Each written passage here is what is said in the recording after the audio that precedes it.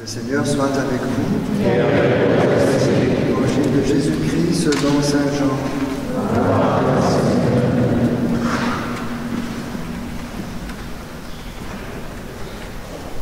En ce temps-là, Jésus avait donné un enseignement dans la synagogue de Capharnaüm. Beaucoup de ses disciples qui avaient entendu déclarèrent : « Cette parole est rude, qui peut l'entendre ?» Jésus savait en effet que ses disciples récriminaient à son sujet.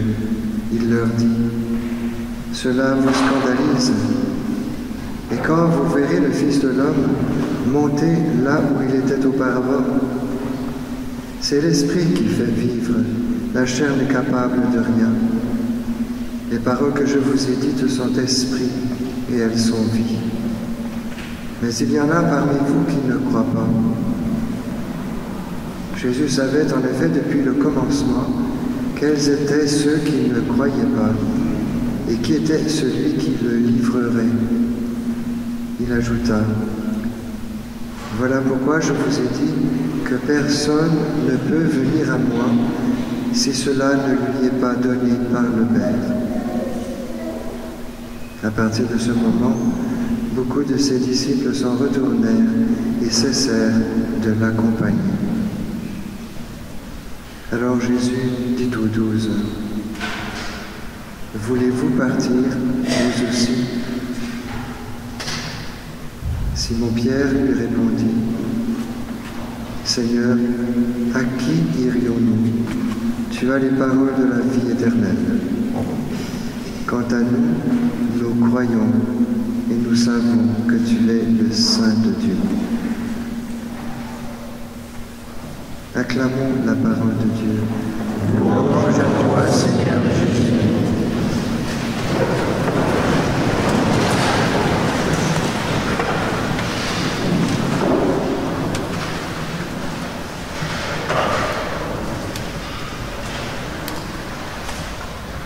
Chers amis, la première lecture nous transporte à Sichem, à l'époque de Josué. Josué, qui a succédé à Moïse, qui a fait entrer le peuple hébreu en terre promise. Et Josué met le peuple en face du choix. Qu'allez-vous choisir ? Vous avez la possibilité de revenir au Dieu de vos pères, par-delà l'Euphrate, avant Abraham, ou bien les dieux des Amorites dont vous habitez le pays. Qu'est-ce que vous voulez faire ? Et le peuple répond : il y a eu un événement, il y a eu une intervention de Dieu. Nous avons été tirés d'Égypte, de l'esclavage d'Égypte. Il nous a accompagnés au désert pendant 40 ans. Il nous a formés, il nous a donné la loi. Bon, maintenant, nous voulons le suivre. Nous voulons le suivre. Notre choix repose sur l'expérience d'un accompagnement de Dieu. Il est intervenu dans notre histoire. Il nous a guidés, il nous a sauvés. C'est une œuvre salvifique qui est le fondement du choix.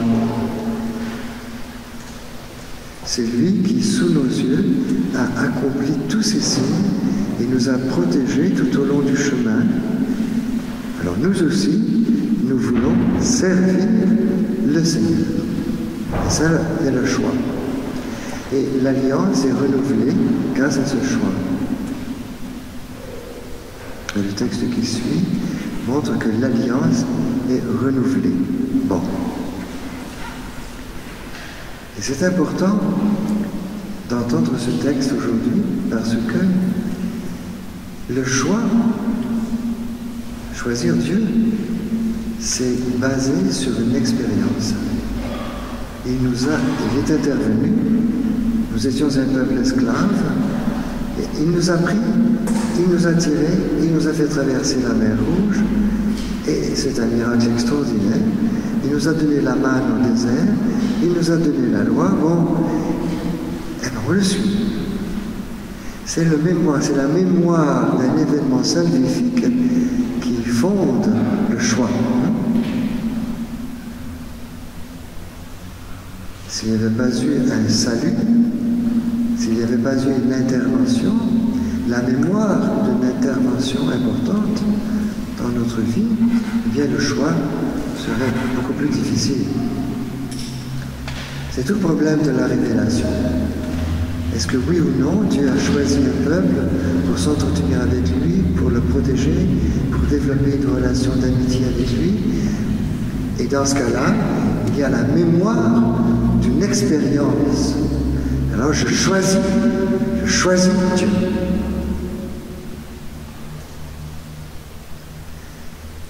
Et alors Saint-Pierre est à peu près dans une situation semblable. C'est pour ça que nous lisons les deux textes ensemble. Alors Jésus fait son sondage. Il vient de parler de l'Eucharistie, la chose la plus difficile dans notre foi chrétienne. Celui qui mange ma chair et boit mon sang a la vie éternelle, et je le ressusciterai au dernier jour. C'est un enseignement qu'il a donné dans la synagogue de Capharnaüm, et nous avons entendu tout l'été décliner ce chapitre 6 de Saint Jean. C'est donc la conclusion du chapitre 6. Alors les gens sont étonnés, les gens sont stupéfaits, mais non, on ne peut pas entendre ce gars-là faire manger la chair, boire le sang, c'est pas possible, qu'est-ce que c'est cette histoire, etc. Et donc, il y en a plusieurs qui sont tout prêts à quitter Jésus, évidemment. Beaucoup de ses disciples qui avaient entendu disaient « Cette parole est trop dure, qui peut l'entendre, enfin, c'est scandaleux, etc. » C'est le commencement de la fin pour Jésus. Jésus vient de signer, évidemment, presque son arrêt de mort. Qu'est-ce que vous voulez? Un juif qui dit « Il faut boire mon sang », il s'approprie vraiment le culte. C'est interdit de boire le sang. Alors il se prend pour l'agneau. Et c'est vrai que le soir du jeudi saint, il va dire à ses apôtres, « Prenez, buvez, c'est mon sang ». Au moment où on égorge les agneaux, dans le temple, comme si l'agneau pouvait parler, comme si l'agneau décidait. C'est la vie éternelle que je vous donne. Vous voyez, le choix. Et les disciples partent les uns après les autres. Et Jésus se rend compte, bien entendu, du scandale que cela produit.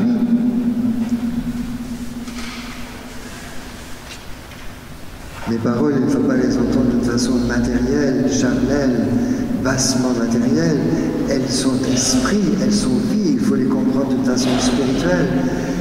Et Jésus expliquera ça, évidemment, et l'Église comprendra qu'il s'agit d'un sacrement. C'est-à-dire que Jésus donne sa chair et son sang sous les dehors du pain et du vin. Mais de toute façon, c'est un scandale terrible. L'Eucharistie, c'est un scandale. Et donc, Jésus savait, depuis le commencement, quels étaient ceux qui croiraient en lui et quels étaient ceux qui ne croyaient pas, etc. Et alors, il dit, voulez-vous partir? Vous aussi. Alors, vous voyez, nous sommes 50 ici dans cette église aujourd'hui, et nous entendons cette question de Jésus comme un poignard, un coup de poignard. La souffrance de Jésus. La souffrance de Jésus qui voit ses amis, les gens qu'il a choisis, qu'il a formés, qui l'ont écouté, qui l'ont vu faire des merveilles, qui l'ont vu faire des miracles. Et le choix repose sur un événement salvifique. Et Pierre, qui a le premier bénéficié d'un miracle, rappelons-nous les filets qui se sont remplis. Et Jésus, Pierre qui a reconnu, je suis un pécheur, éloigne-toi de moi. Et Pierre a été témoin de tout le mystère de Jésus jusqu'ici. Il a vu des merveilles. Il a vu des merveilles pour lui-même. Il a vu des merveilles de guérison pour les autres. Vous voyez? Et Jésus demande, voulez-vous partir vous aussi? Et Pierre va faire son choix. Et de même que le choix du peuple reposait sur la mémoire d'un événement salvifique, le choix de Pierre repose sur toute une expérience de la puissance salvifique de Jésus. À qui irions-nous? Tu as les paroles de la vie éternelle. Et nous croyons, nous, que tu es le Saint de Dieu.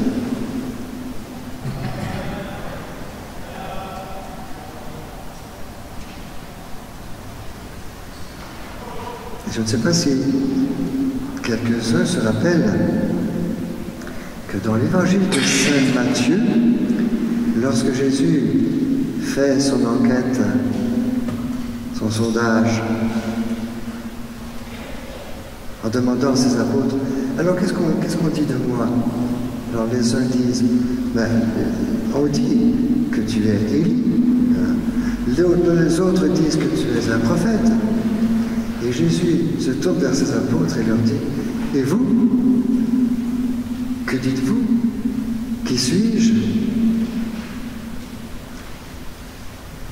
Et Pierre prend la parole au nom de tous et dit, tu es le Fils du Dieu vivant.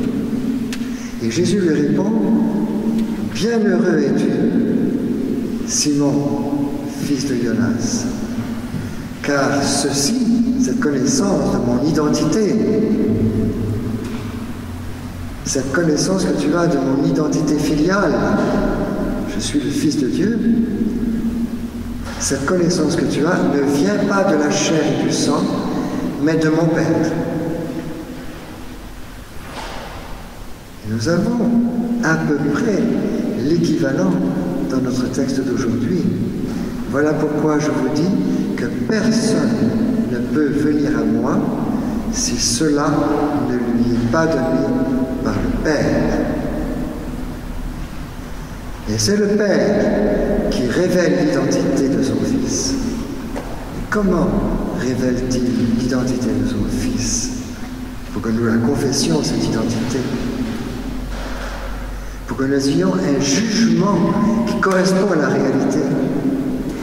Quand nous disons Jésus, tu es le Fils de Dieu, ça correspond à la réalité, ça. Comment connaissons-nous ce mystère? C'est le Père qui nous le souffle. Parce que c'est impossible sinon. Et il nous souffle l'identité de Jésus. Et aujourd'hui, il nous souffle aussi que tu ne peux pas vivre sans l'Eucharistie. Notre choix aujourd'hui, c'est pas seulement le choix de Jésus comme Fils de Dieu, c'est le choix de l'entièreté du discours de Jésus dans la synagogue de Capharnaüm. Celui qui mange ma chair et boit mon sang a la vie éternelle, et je le ressusciterai au dernier jour. Crois-tu cela? Beaucoup s'en allèrent. Et vous? Que dites-vous?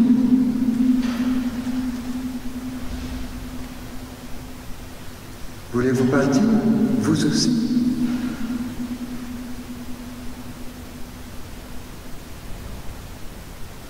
Voilà le choix.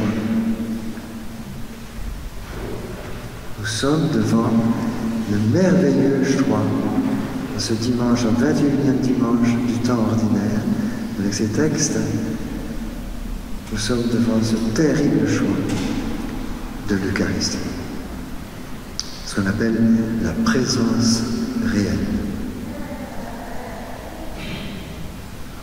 le trésor des trésors dans la foi catholique.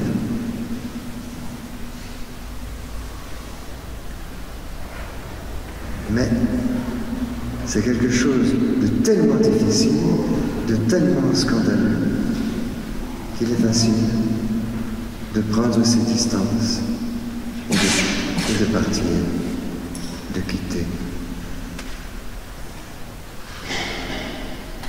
Frères et sœurs, aujourd'hui, en ce dimanche, placés devant ce choix, mettons-nous dans le cœur de Pierre cette spontanéité, cette force, cette amitié qu'il a manifestée à Jésus à ce moment-là. À qui irions-nous?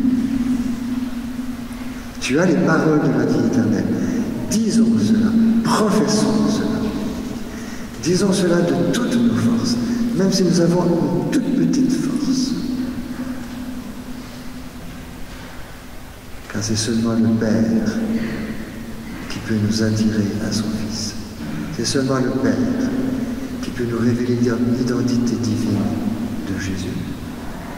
Le programme messianique de Jésus. La portée salvifique de la croix et la puissance de la croix qui se donne dans l'Eucharistie. Prenez et buvez-en tous. Voici le sang de l'Alliance versé pour vous et pour la multitude en rémission des péchés.